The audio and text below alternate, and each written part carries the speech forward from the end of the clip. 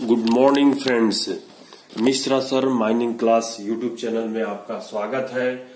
आज की वीडियो में लेजिस्लेशन सब्जेक्ट का जो विगत वर्ष के क्वेश्चन पेपर आए हुए हैं उसको सॉल्व करते हुए आगे बढ़ते हैं। फ्रेंड्स, आपके सामने दिखाई दे रही होगी जो कि पहली प्रश्न होगी जो मैं लैपटॉप का स्क्रीन शेयर करूंगा, उसमें कैप्स KEPS कैप्स की बात करता है।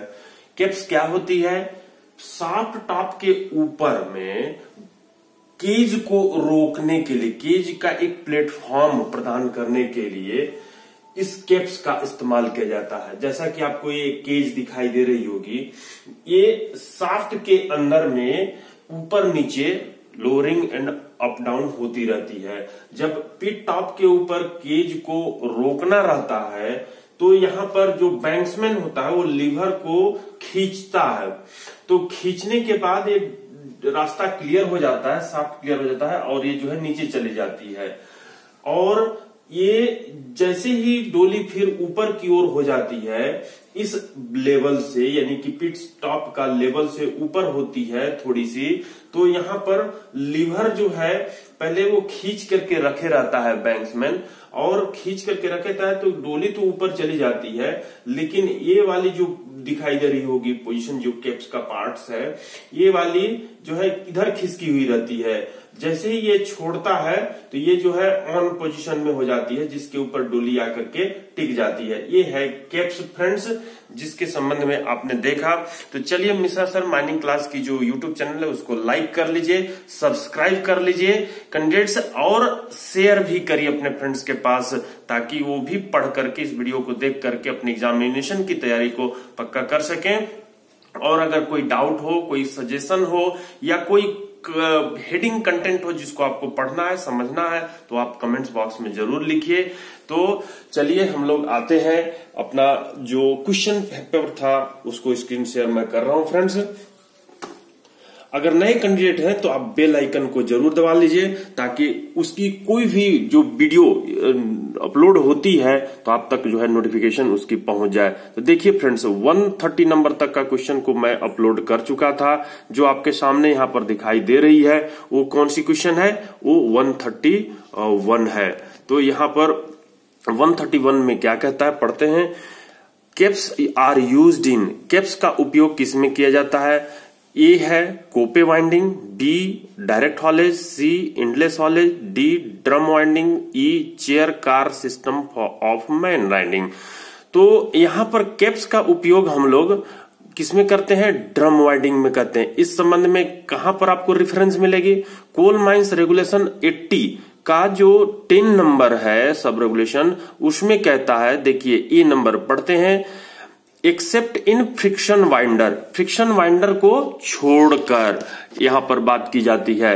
तो at the top of every shaft, प्रत्येक शाफ्ट के टॉप पर, वेयर केज आर यूज्ड, जहां पर केज उपयोग किया जाता है, suitable caps shall be provided and so arranged as to fall into the on position, वो हर समय ऑन पोजीशन में रहेगी when operating lever is released. जब ऑपरेटिंग लीवर मैं दिखाया कि जैसे ही वो रिलीज्ड करता है तो वो ऑन पोजीशन में रहती है, और जब वो ऑफ लीवर को खींचता है तो वो जो है ऑफ पोजीशन में हो जाती है।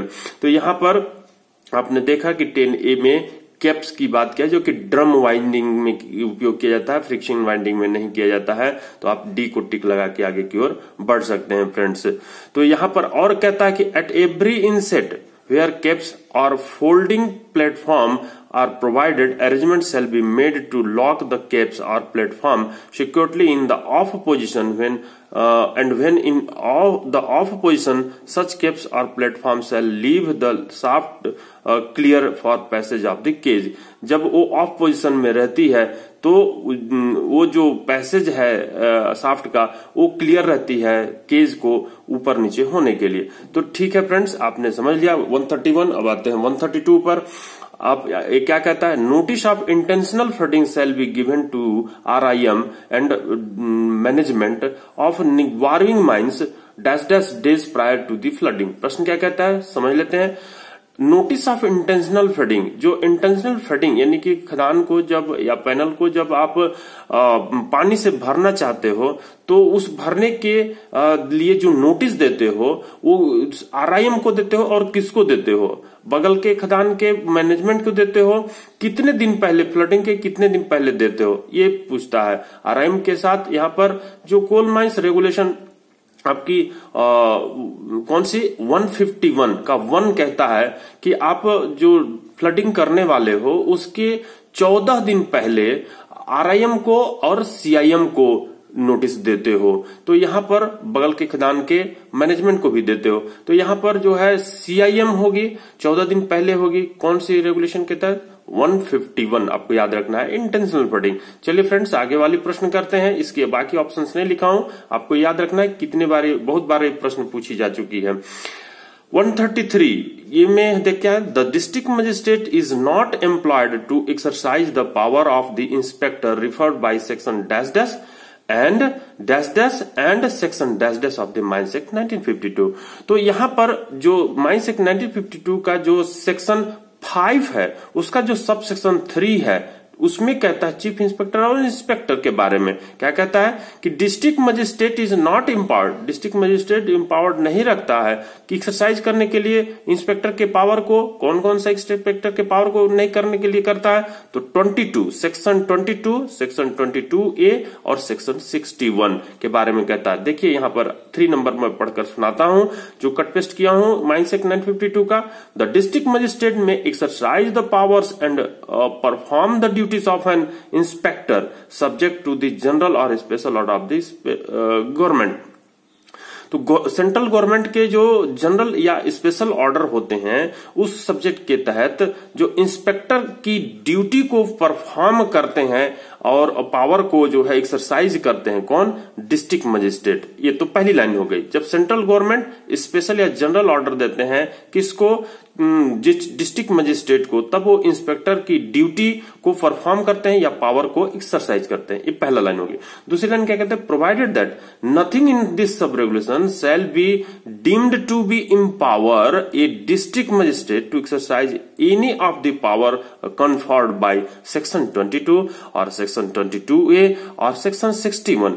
तो इसके तहत वो पावर को डिम्ड नहीं कर सकते। सब रेगुलेशन के अंतर्गत जो ये सब जो सेक्शन है इनके पावर के अंदर डिस्ट्रिक्ट मजिस्ट्रेट नथिंग यहाँ पर दी हुई है, नहीं कर सकते। तो ये जो है रिफर्स आप देख लिया सेक्शन 5 जो चीफ इंस्पेक्टर की सब सेक्शन 3 थी उसकी चर्चा। अब यहाँ पर कौन सा ऑप्शन टिक लगाइएगा, ऑप्शन ए को टिक लगाइएगा।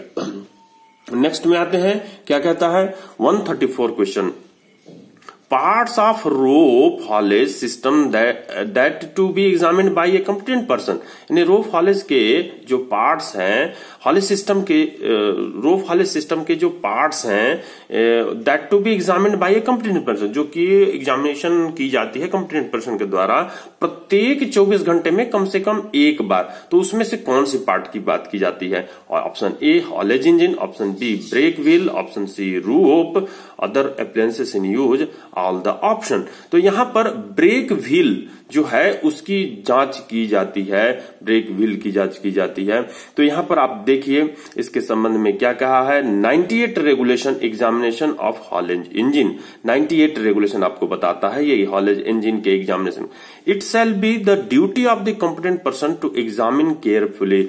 ड्यूटी है कॉम्पिटेंट पर्सन की कि वो केयरफुली एग्जामिनेशन करेंगे। क्या चीज की, ए और बी में बात बताया गया है। क्या चीज की, once at least in every 24 hour, 24 hour में कम से कम एक बार एवरे हॉलेज इंजन का।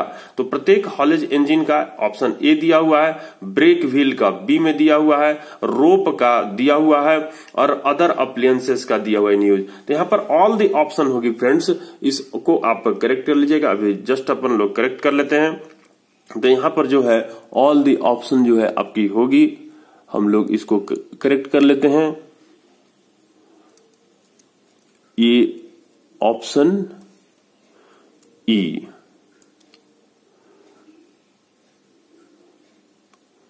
चलिए ये करेक्ट हो गई। तो ऑप्शन ई CMR 98(1)(a) के तहत आपने इसको करेक्ट कर लिया। अब इसको साइड स्लो के तहत इसको बड़ा कर देते हैं और ये हो गई बड़ा।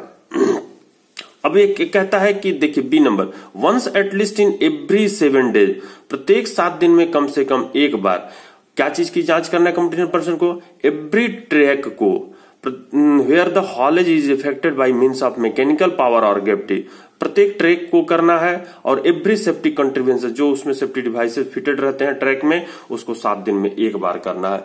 तो ये आपने देखा कि जो कॉम्पिटेंट पर्सन होते हैं प्रत्येक 24 घंटे में हॉलेज इंजन को करेंगे, ब्रेक व्हील को करेंगे, रोप करेंगे, अदर अप्लायंसेस करेंगे, जो कि 98 का 1 का ए के तहत करते हैं। चलिए नेक्स्ट में आते हैं 135 में क्या कहता है, what items apparatus should rescue team have to be poses with them। तो इसमें से कौन सा रेस्क्यू टीम जो है वो आइटम और apparatus को पोजेस करेंगे, धारण करेंगे अपने साथ। तो एक copy of the latest mine plan of the mine working का जो माइन प्लान है, लेटेस्ट माइन प्लान है, उसकी कॉपी को तो एकदम धारण करेंगे।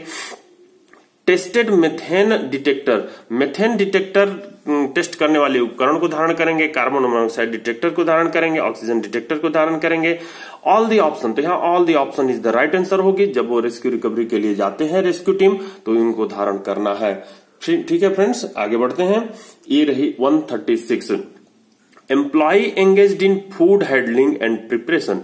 एम्प्लॉय जो कि फूड बनाने में और फूड को प्रिपरेशन हैंडलिंग करने में एंगेज्ड होते हैं, should undergo stool examination once in every dash dash month and chest radiograph once in dash dash year. तो यहाँ पर उनकी जो स्टूल की एग्जामिनेशन है वो महीने में कितने महीने में एक बार होनी चाहिए, ये पूछा जा रहा है, और चेस्ट रेडियोग्राफ कितने ईयर में एक बार होनी चाहिए। तो इस संबंध में मैं कष्ट पेस्ट रखा हूं, जो कि 11th नेशनल सेफ्टी कॉन्फ्रेंस जो कि 5 जुलाई 2013 को ऑर्गेनाइज की गई थी। नेशनल सेफ्टी कॉन्फ्रेंस आपको पता होगी, जिसमें जो चेयरमैन मिनिस्ट्री और सीएम, डिफरेंट कंपनी के सीएमडीज इंक्लूड रहते हैं, और वो जब भी मेजर एक्सीडेंट होती है हर 5 साल में एक बार नेशनल सेफ्टी कॉन्फ्रेंस ऑर्गेनाइज होती है। तो इससे संबंध में उनके द्वारा जो रिकमेंडेशन दी गई थी 4.8C के तहत, उसमें कहा गया है employees engaged in food handling and preparation and handling of stemming material activities should undergo routine stool examination once in every 6 month, यानी प्रत्येक 6 महीने में। यहां पर आपको 6 आपको ऑप्शन में आएगी, जो 6 जहां दिया हुआ होगा दिख रहा है बी नंबर। और and sputum for AFV and chest radiograph once in year, यानी कि ये जो वंस इन ईयर, तो यहाँ पर ईयर यानी कि 1 ईयर होगी। तो 6 और 1 वाला, 6 और 1 वाला बी ऑप्शन है, उसको टिक लगा के आगे की ओर बढ़ सकते हैं आप। अब देखिए क्या कहता है 137, if the age of inflammable gas in the general body of air increases from, यानी कि एयर का जो जनरल बॉडी ऑफ एयर है उसमें इनफ्लेमेबल गैस का जो एज है, परसेंटेज यहाँ पे होना चाहिए, इफ द परसेंटेज होना चाहिए। इसको मैं यहाँ पर अभी ही कर देता हूं, ये रही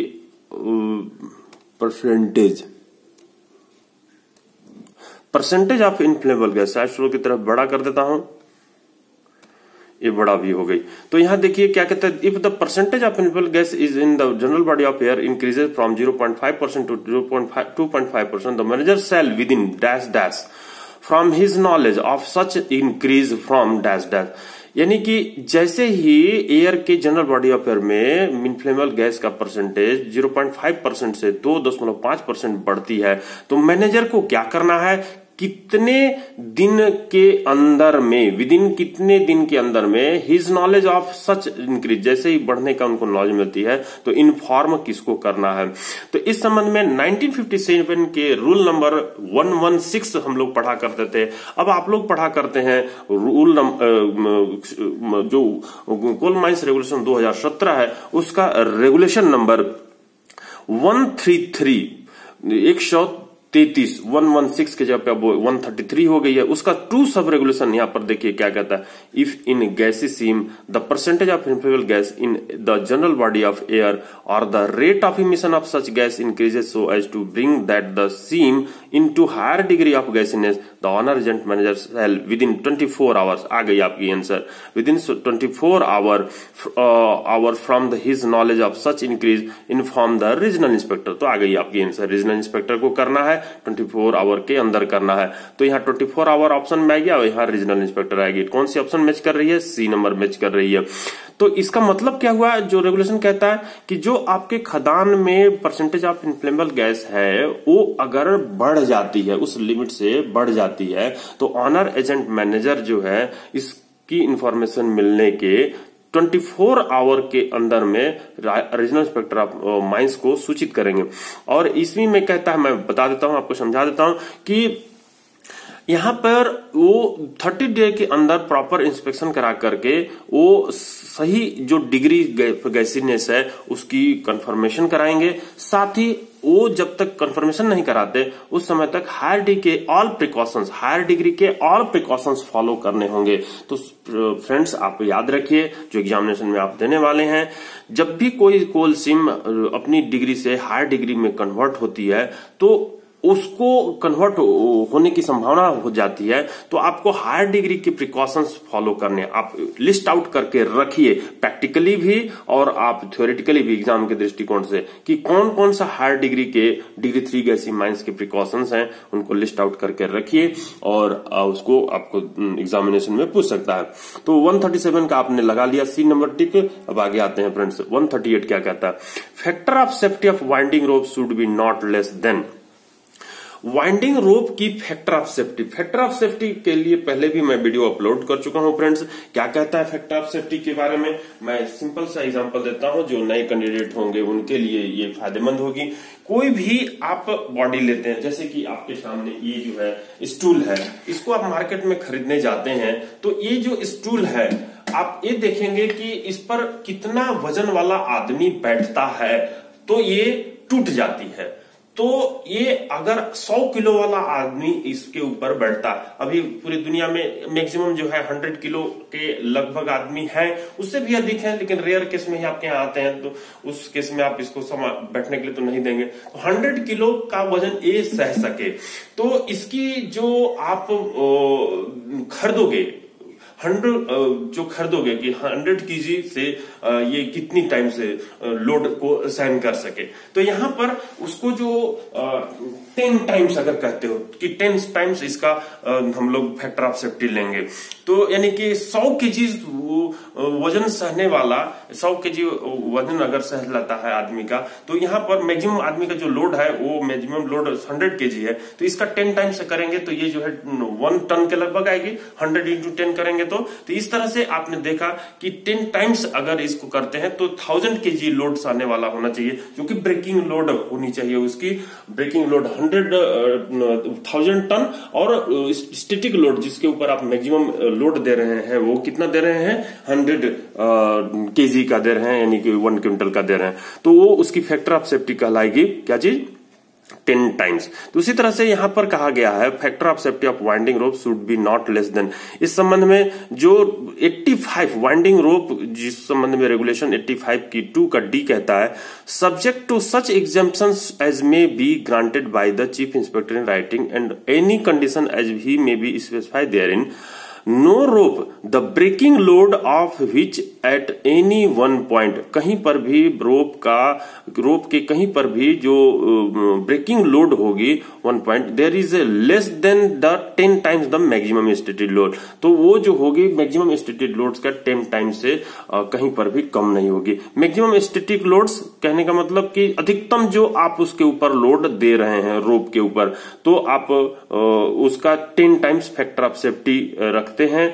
जब ये केज कहां रहती है? पिट बॉटम पर रहती है, तब की बात करें, लोएस्ट मोस्ट पॉइंट पर रहती है तो बात करते हैं। तो यहां पर डी नंबर डी को टिक लगाते हुए आगे की ओर बढ़ सकते हैं फ्रेंड्स। अब देखिए क्या कहता है नेक्स्ट क्वेश्चन।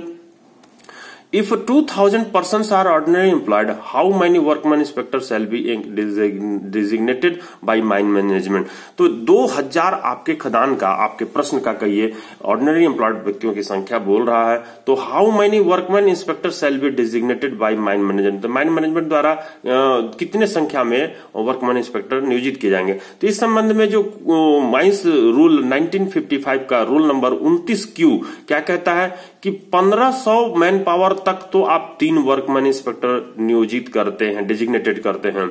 यानी 500 कहता है प्रश्न, कहता है रूल कि 500 से अधिक अगर माइंस का मैन पावर होता है, ऑर्डिनरी एम्प्लॉयड होते हैं, तो आप 3 वर्कमैन इंस्पेक्टर नियोजित करेंगे। 1500 तक आपको 3 ही रखनी है, लेकिन 1500 से प्रत्येक 1000 या उसके भाग पर एक additional workman inspector mining discipline का नियोजित करते हैं। तो इस तरीके से आप 2500 तक एक एडिशनल आप कर सकते हैं। तो 2500 तक एक एडिशनल कीजिएगा तो 3 तो पहले से आप करना ही है। 1500 तक आपको बोला है प्रश्न में 2000, तो आप एक तो बढ़ाइएगा ही। तो इस तरह से 4 जो है आंसर बी को आप टिक लगा के आगे की ओर बढ़ सकते हैं। अब यहां देखिए क्वेश्चन नंबर 140 क्या कहता है, एवरी आरटीपी यानी कि rescue trained person shall be examined once at least in every dash dash year by qualified medical practitioner as may be dash dash.